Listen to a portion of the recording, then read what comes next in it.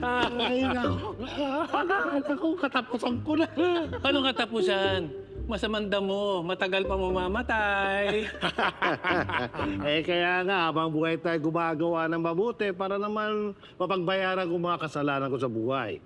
Oo nga pala. Kamusta na nga pala yung inaanak ko? Si Sophie.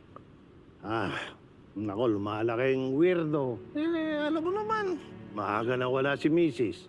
Kaya ako na lang magulo na kagisnan nun. Siyempre, lumalaki ng katulad na katulad ko.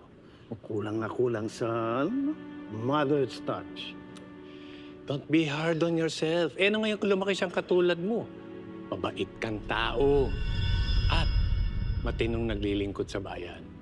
Nako, salamat, Senator. Mm-hmm. Siya nga pala, ba't kayo napadalaw? Kadarating ko lang ng bansa. I just attended a European Forum on Unified Policing, Intelligence Exchange, Counterterrorism, Organized Crime Suppression, and Administrative Synergy. And I have good news. Good news na makakatulong sa problema mo sa Morambiano. That sounds good. Okay.